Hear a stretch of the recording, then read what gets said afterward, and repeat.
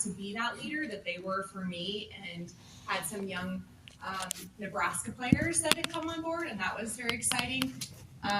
For me, throughout my career, there's so many memories that were fantastic. But my senior year was the first year for golf that it wasn't based to qualify for nationals wasn't based on stroke average.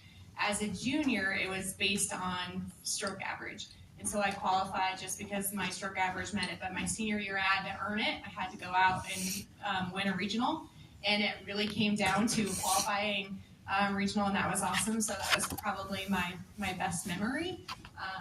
But really, it was 2 different sections and 2 different teams, and I felt a great part of all of them, and it was awesome. Yeah.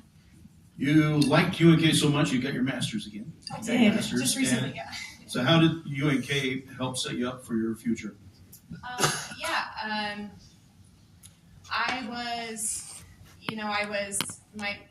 My whole story is very weird, but I went to work at Applebee's, actually, which most people know that.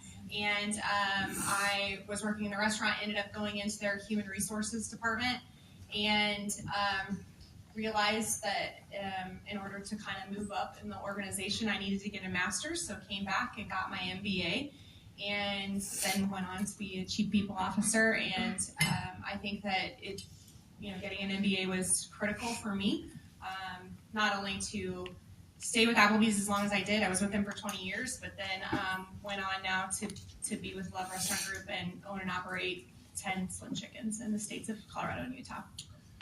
Also, you found the love of your life.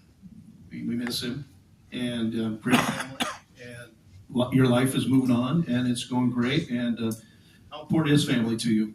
Yeah, I don't think you can really tell the golf story if you don't tell the Jeff story. My senior year at nationals, my first husband, who was killed in Iraq, proposed to me on the 18th green, and so he's always been a part of my golf life. I didn't think I was going to play golf professionally.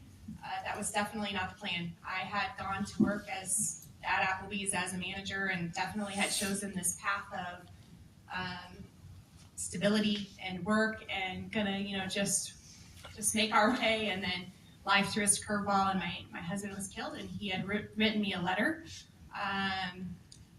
the week before he passed away. I qualified for the U.S. Mid-Am, which was crazy timing, and he had written me a letter saying that if I had decided to play golf professionally, he would support me, and that I should just go chase that dream.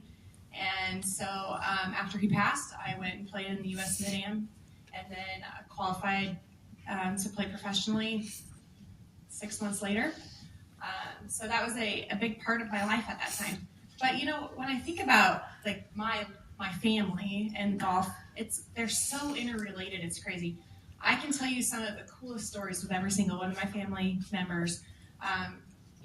My sister talks a lot of shit on the golf course, which is really kind of funny because really she's not that great.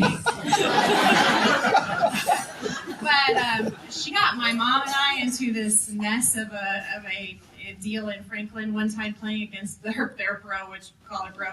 Anyway, so I have that story. I have stories with my brother, and the first time I ever beat him was in Florida on vacation the same day that my sister told him that she was pregnant with her first child. So that was a hell of a mess too. So, there's just so many great stories that my family has. And, my very first hole-in-one is a crazy story too, but my son, Eldon, told me it was during COVID, and we were at the turn, and it was like 105 degrees, and he said, we were all done, our entire family. And it was there, Elizabeth was there, and Tom, and we were done.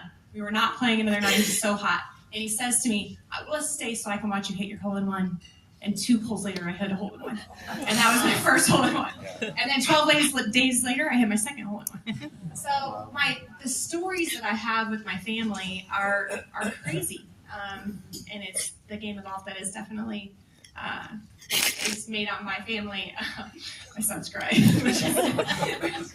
He will do that. But I just think it brings us together, and all of us have this love for the game, and I think it's very unique that all of us love the game as much as we do. And it's definitely been a huge part of my life. I always wrap it up with the inductee.